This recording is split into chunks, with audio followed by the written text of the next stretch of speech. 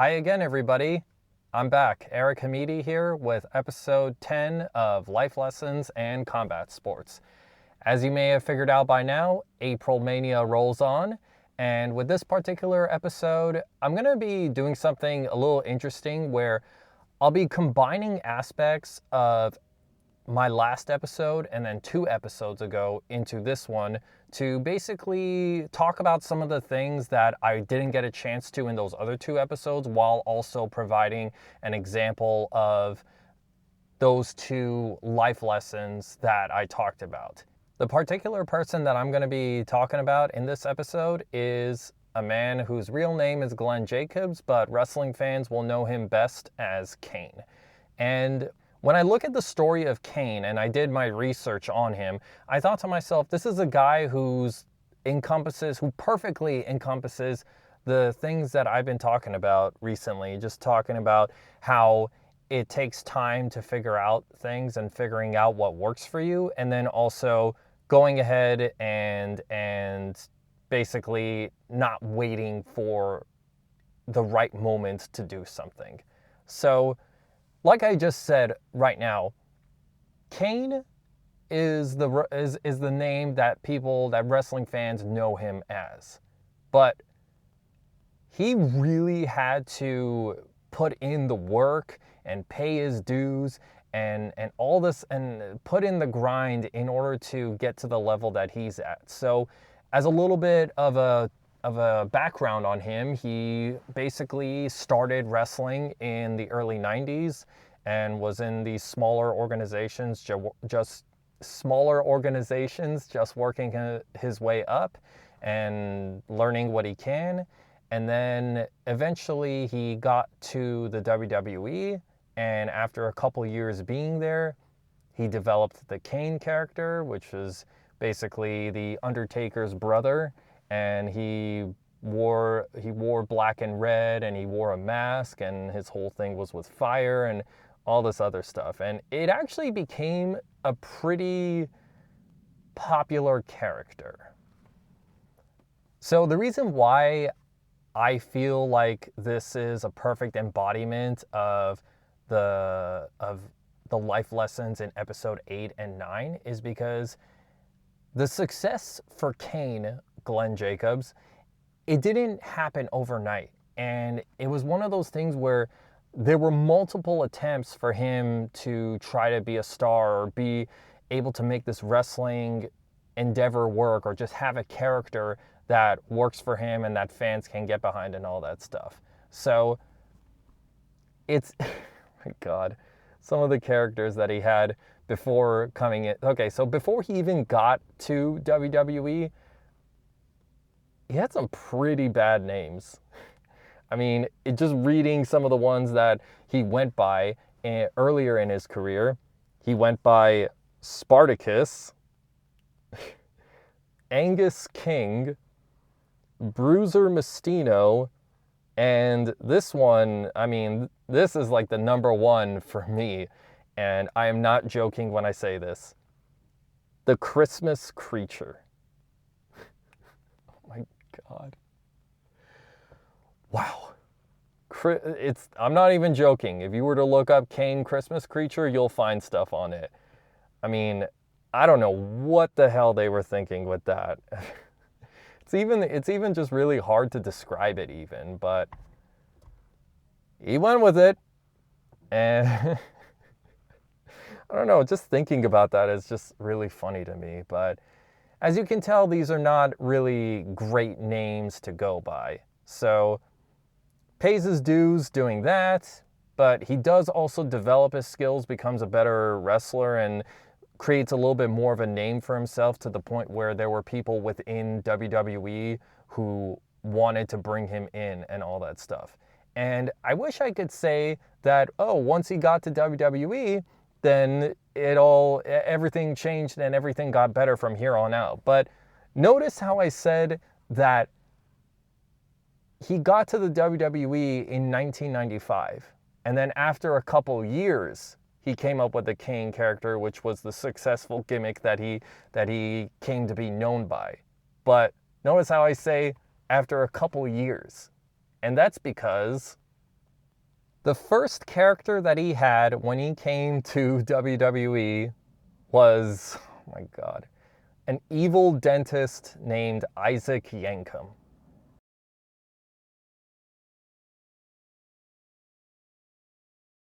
Yeah.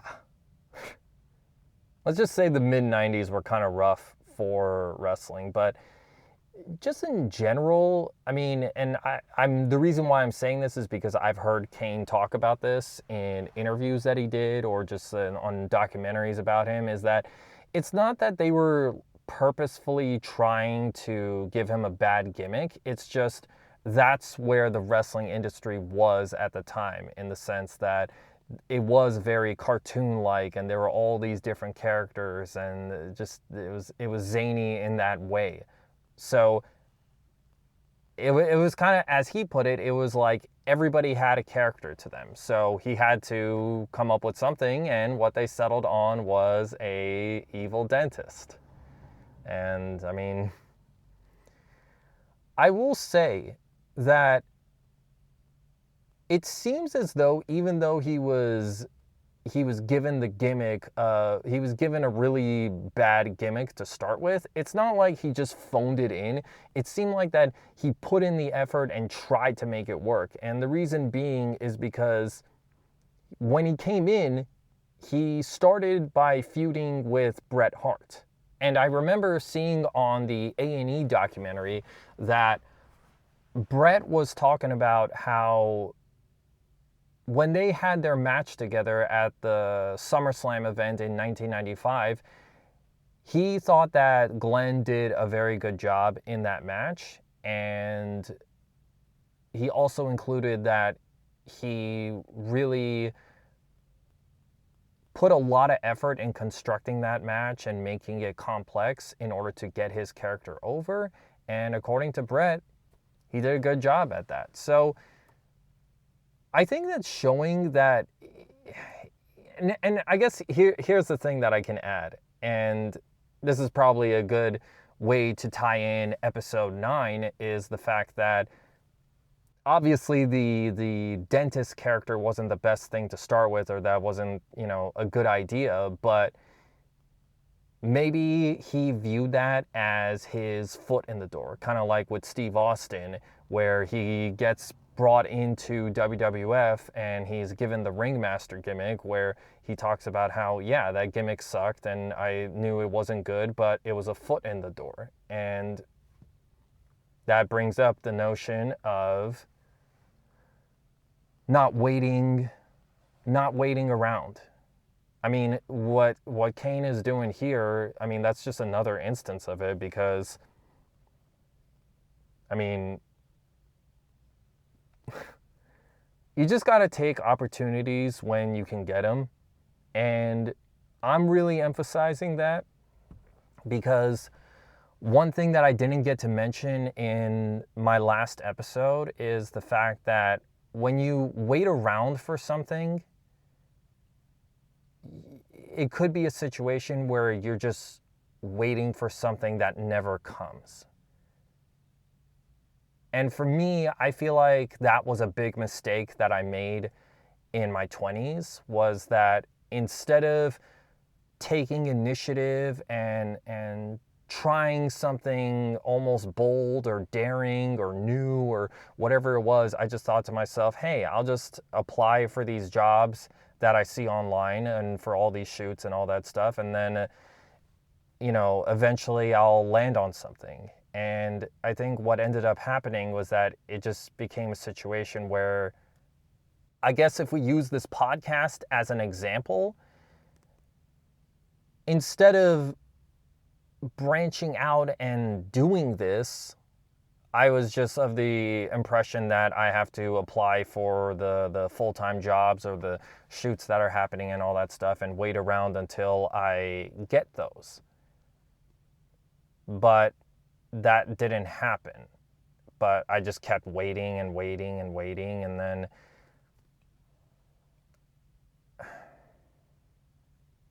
I think it kind of delayed some stuff, but I guess it's going through that is why now I'm doing things differently in the sense of like I have this podcast that I'm doing, and I'm kind of taking things into my own hands, or just kind of along the lines of, if there's not an opportunity that comes up for me, I'm going to make my own, or at least I'm going to try to make my own. And yeah, that's really why I sort of think of it in the sense of, I guess my mistake was that I waited for the job that never came. So, I mean, to kind of bring this back to the topic of the episode, is that yes, Isaac Yankem for Glenn Jacobs was a bad idea, but at least he got to the biggest company, WWF, which is where he wanted to be. So I don't know. I just find it amazing, honestly. This whole progression that he had, where it's like he goes from all these different characters and then finally comes in and he becomes this evil dentist. But anyway, so he starts out by feuding with Bret Hart and, tries to make it work and all that stuff. And then eventually they drop that gimmick, and something that he says is that was a character that he could never sink his teeth into. He says that multiple times, and that is a pun actually that he intends. So eventually that's dropped, and there's a little bit, not to go too much into this, but basically the second character that he had was portraying the character Diesel.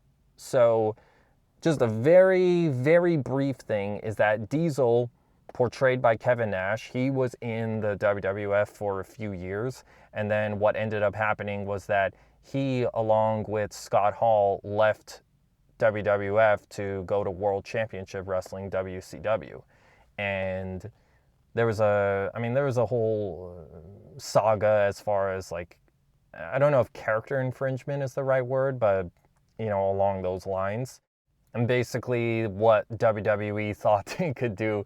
By the way, I may interchangeably use WWF and WWE. It just, I don't know. And I mean, obviously they were known as that and what they're currently known as.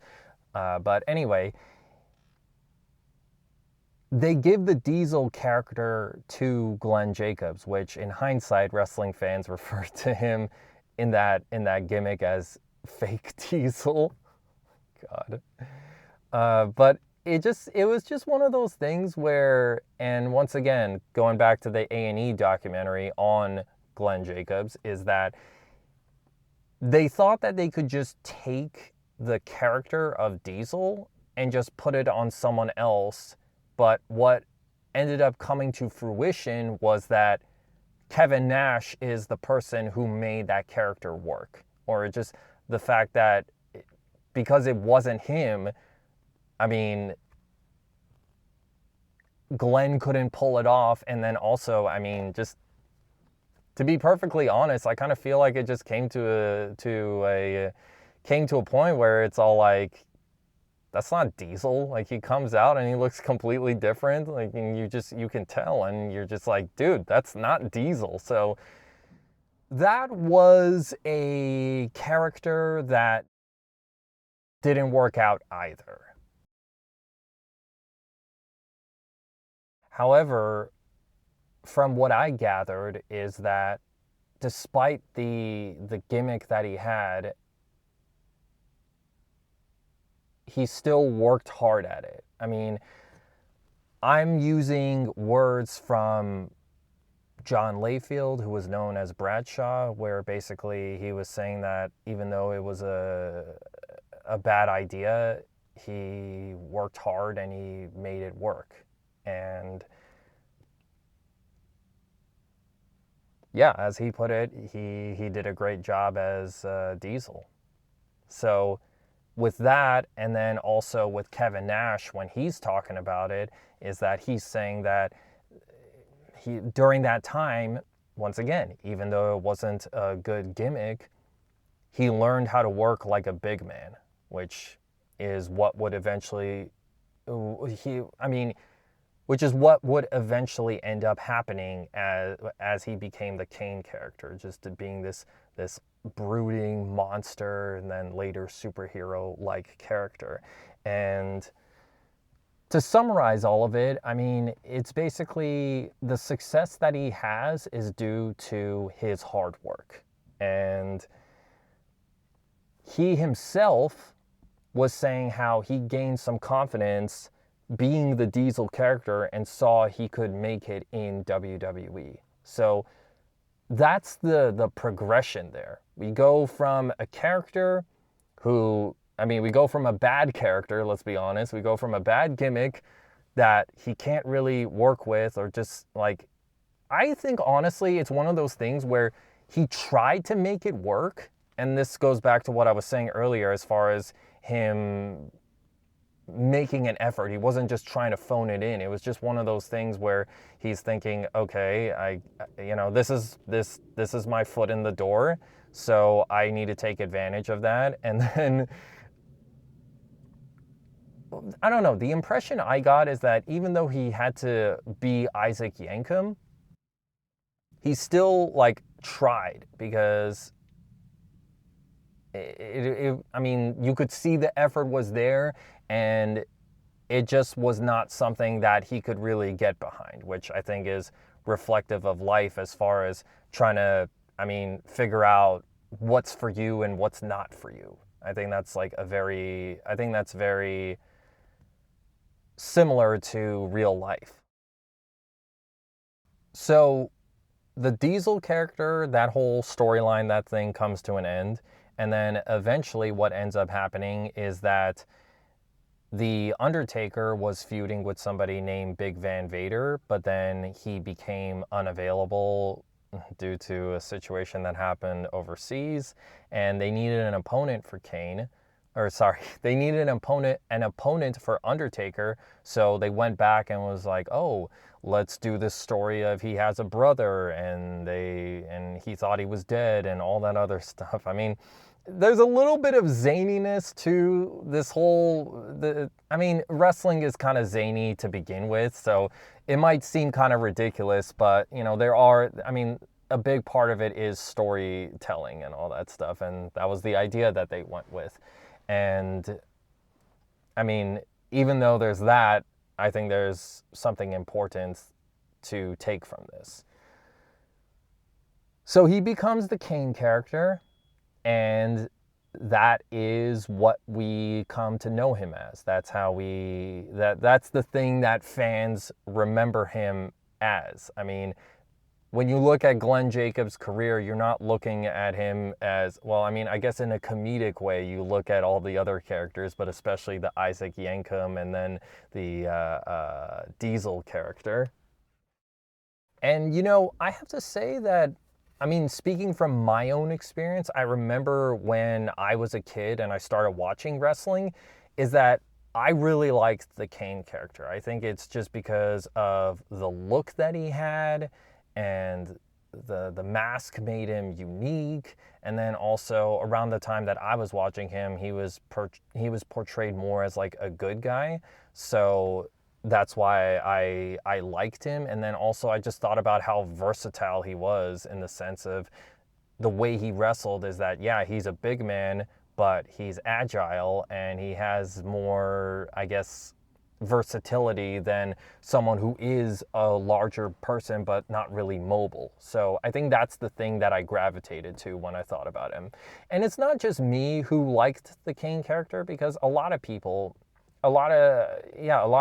fans, all that stuff, they gravitated towards him. Like, for instance, Brian Zane, who has this YouTube channel called Wrestling with Regret, he mentioned in a video at the time of his favorite wrestlers, and one of them being Kane, because there was something about him that just drew your attention, just stood out and all that stuff.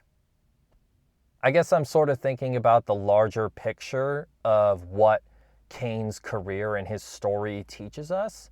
And here's one thing that I feel like it definitely teaches, is that you have to keep trying things in order to find what works for you, or just what is best for you and what's the thing that you can do your best at. And to give a little bit of another example about that is that Samuel L. Jackson, I mean, we all know him as the actor he is today, and just he's very successful at his work and all that stuff. But that's another example of basically Samuel L. Jackson's career, as far as him being a struggling actor and then not really having any success or prominent roles until he was in his 40s.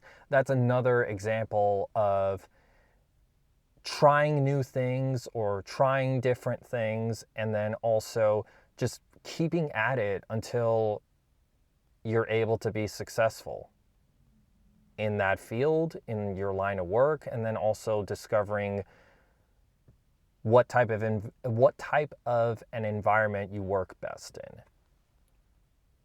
And to add something new to this is that when you look at the story arc of Kane, it's that he tried different things until he found something that worked for him. And I think also another attribute to his success is the fact that he adapted and he was able to change with the times. I mean, whether it was like coming up with all these different characters or changing his style, or there was even a point in his career where they unmasked Kane. They came up with some storyline to do all that, and he was unmasked for a while, which I personally prefer masked Kane over unmasked Kane, but that's the direction they went. And the reason being, as Glenn put it, is that he felt like at that point he had done everything he could as a masked character, and that it was kind of limiting for him, and it was a limitation by that point.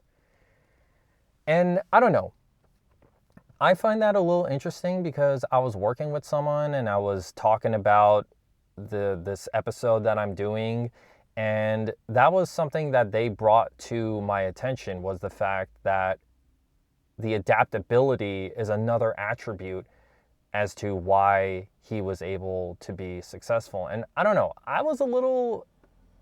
Okay, at first I was amazed because that was not something that I had thought about or that I considered before talking with said person. And then it made me excited because that was something new that I could talk about in this episode. That's a piece of new information that I could present to you guys when talking about the story of Kane.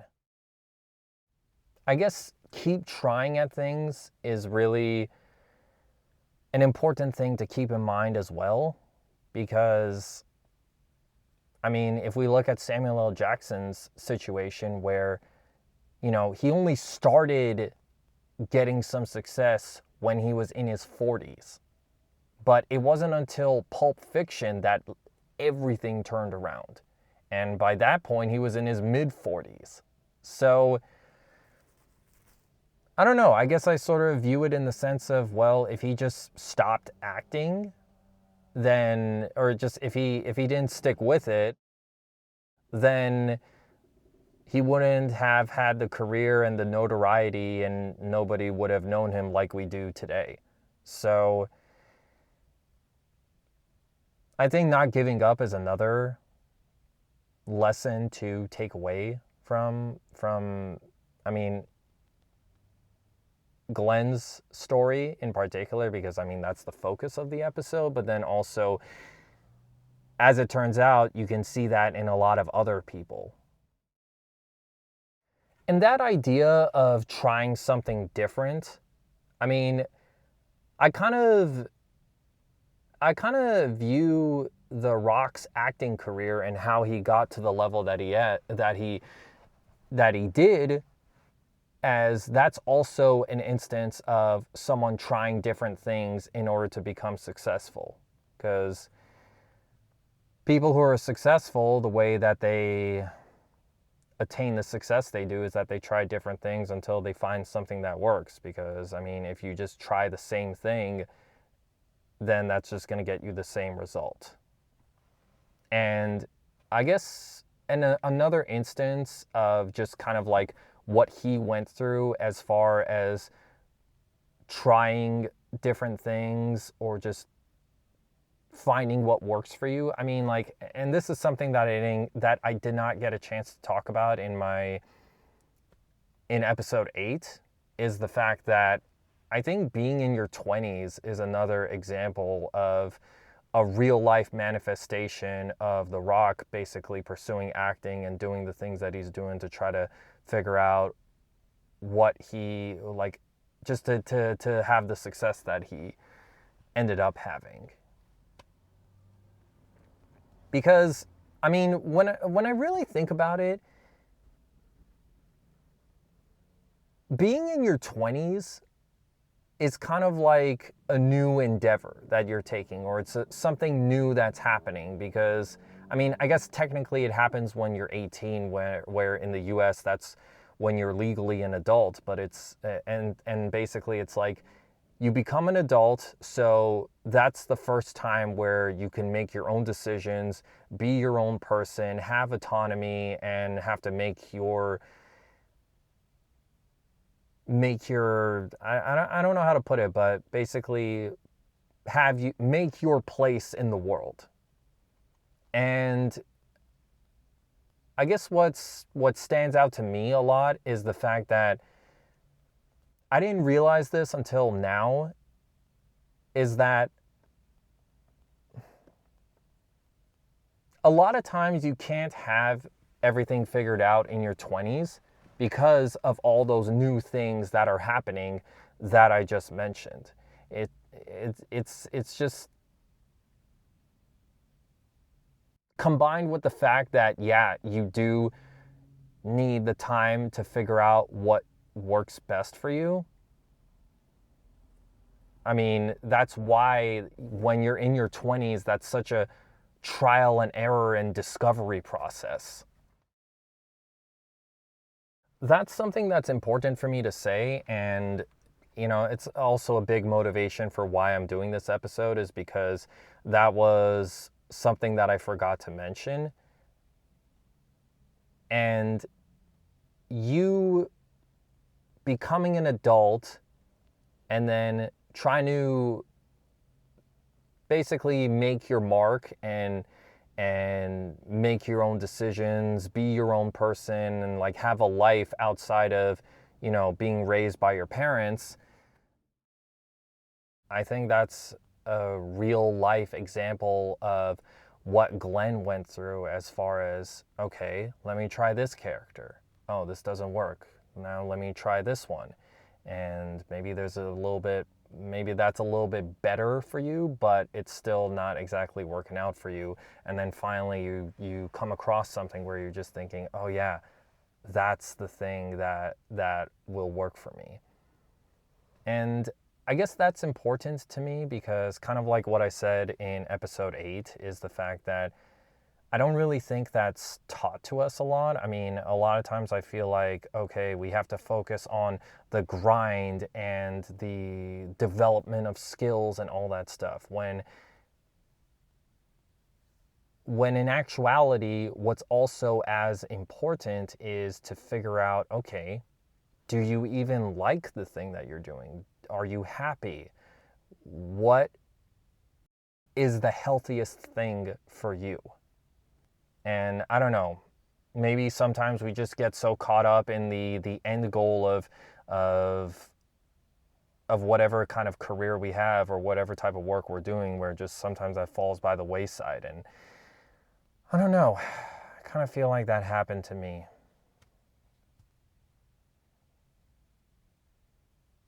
And then it's only until now that I've taken into more consideration, hey, maybe there's something else that can make you happy, or just that works best for you, and all that other stuff. Basically, the well-being portion of it is not what's emphasized. But then eventually, you find out what works for you, and either you become successful or you can start being on that road to success. So I kind of feel like that's what I'm kind of doing in my life, just having this project of mine. But then also, when the alternative where you look at, okay, you reach the success you do, is that Glenn, he became the Kane character and got fans were behind him, and he had this long career that lasted many years and became a Hall of Famer. So I think what this is showing is to just keep trying, in addition to the other things that I've been talking about, as far as it takes time to figure out what works for you, and then not waiting around for things. Because if you just wait for something, then it may never come. And maybe part of that aspect of taking a risk is what led to Kane's success. That's something that I wanted to share with you guys. And I don't know, I've kind of been thinking about this a lot lately. You just got to keep trying. It's funny how it's kind of like only now I can kind of get behind that a little bit more. And I feel like a lot of times what I do in these episodes is that if someone is younger than me watching this, then they can do it sooner than I can. And you should be mindful of that. But yeah, that's pretty much all I have for this episode. And thank you guys for listening, and thank you for taking the time to listen. Leave a comment down below and follow me on Instagram, Life and Combat Sports. And yeah, that concludes another edition of April Mania, and we'll talk again soon. I'll catch you guys later. See ya.